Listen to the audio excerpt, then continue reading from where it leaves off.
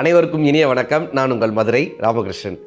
இந்த நாளை நம்மளுடைய சிந்தனையின் மூலமாக, நம்மளுடைய செயல்களின் மூலமாக, நம்மளுடைய வாசிப்பின் மூலமாக, அறிவு கொண்டு சிந்திப்பதன் மூலமாக, உழைப்பின் மூலமாக, தன்னம்பிக்கையின் மூலமாக ஒரு இனிய நாளாக மாற்றிவிட மாட்டோமா?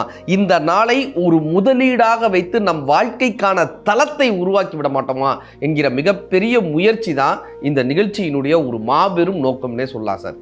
இன்னைக்கு இந்த ஜென்ஜி தலைமுறைகிட்ட நிறைய பேசுகிறோமா, நிறைய மாணவர்களை போய் தொடர்ந்து சந்திக்கிறோம், நிறைய மாணவர்கள்கிட்ட பேசுகிறோம். இன்னைக்கு இந்த மாணவர்களுடைய மனநிலையிலிருந்து இந்த ஜென்ஜி தலைமுறை, அடுத்த தலைமுறையினுடைய மனநிலையே எப்படி இருக்குன்னா, இந்த சூரிய வம்சம் படத்தில் ஒரு பாட்டு வரும்ல, நட்சத்திர ஜன்னலில் வானம் எட்டி பார்க்குதுன்னு ஒரு பாட்டு வரும். அந்த பாட்டில் ஒரே பாட்டில் சரத்குமார் சார் பெரிய தொழிலதிபர் ஆயிடுவார், தேவயானி மேடம் கலெக்டர் ஆகிடுவாங்க. ஒரே பாட்டில் அவங்க வாழ்க்கை அப்படியே மாறிடும்.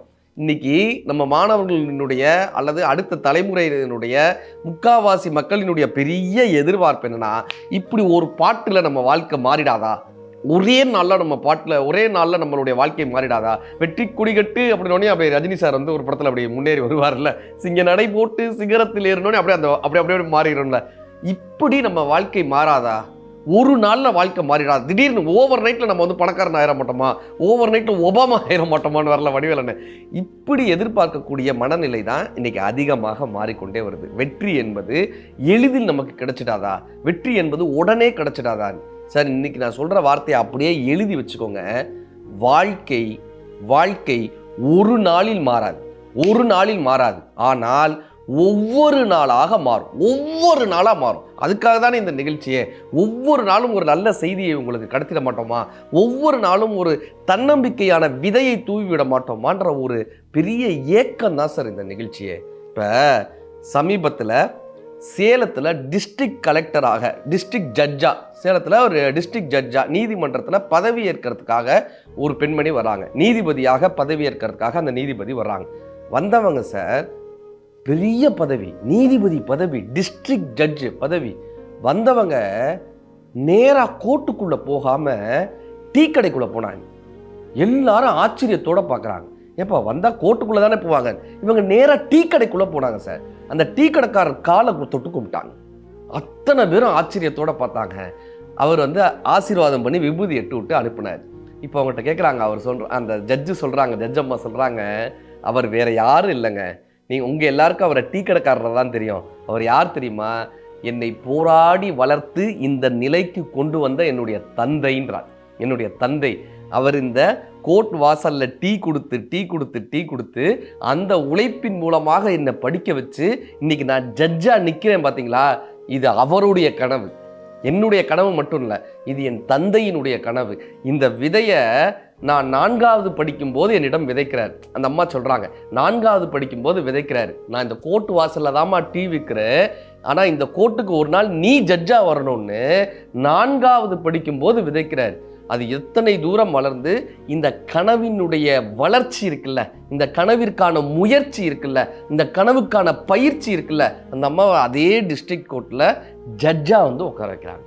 இப்போ அந்த அம்மா சொல்கிறாங்க, நீதிபதி அம்மா சொல்கிறாங்க, அப்பா நான் தான் வந்துட்டேன்லப்பா, நான் தான் ஜட்ஜ் ஆகிட்டேன்லப்பா, இனிமேல் நீங்கள் டீ விற்க வேணாம்ப்பா, இனிமேல் நீ டீ கடையெல்லாம் நடத்த வேணாம்ப்பான்னு இந்த அம்மா சொல்லியிருக்காங்க. அதுக்கு அவர் சிரிச்சுக்கிட்டே சொல்லியிருக்காரு, என்னுடைய உடம்பில் உழைப்பு இருக்கும் வரை, என் உடம்பு ஒத்துழைக்கும் வரை எனக்கு தெரிந்த தொழிலான இந்த தேநீர் கடையை நான் நடத்தி கொண்டு தான் இருப்பேன்.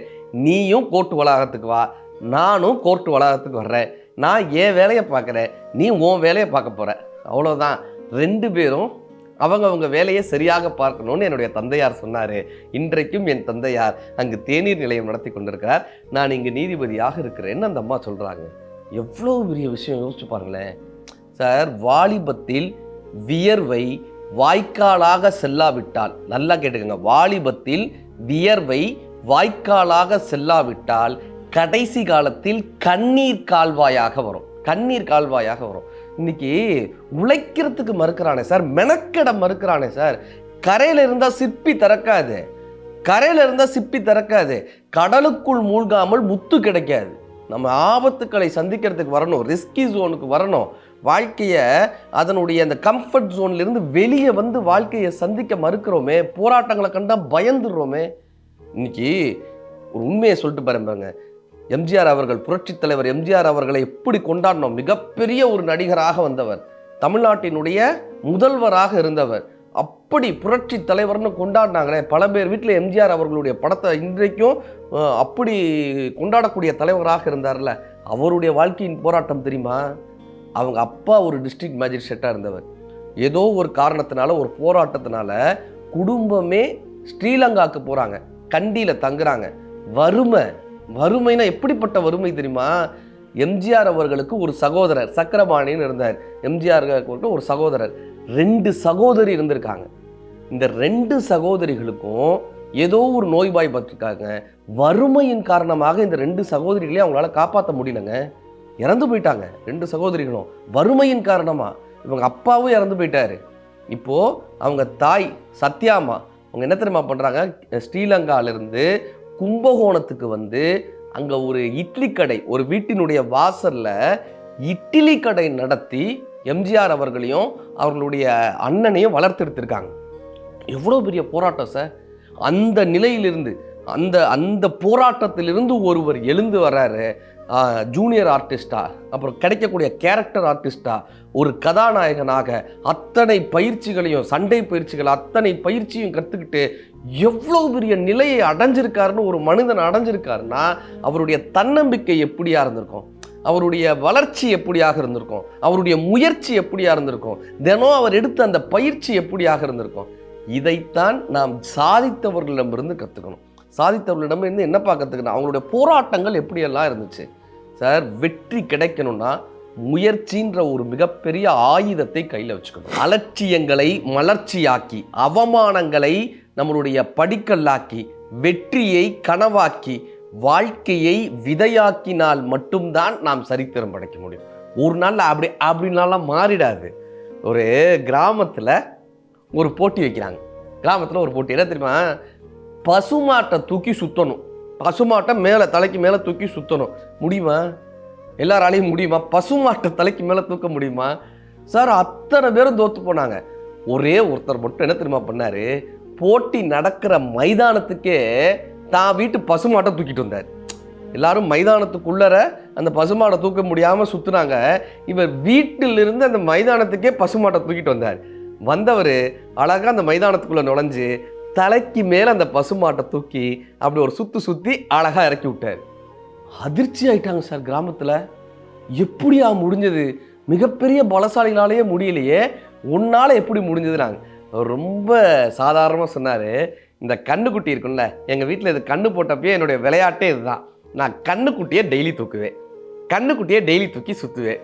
அப்புறம் கண்ணுக்குட்டி சக்தி வளர்ந்துக்கிட்டே வந்துச்சா, கண்ணுக்குட்டி வளர்ந்துக்கிட்டே வந்துச்சா, நான் தூக்கக்கூடிய என்னுடைய சக்தியும் வளர்ந்துக்கிட்டே வந்துச்சு. கண்ணுக்குட்டி வெயிட் போட்டுகிட்டே வந்துச்சா, நான் தூக்கக்கூடிய சக்தி எனக்கு அதிகரிச்சுக்கிட்டே வந்துச்சு.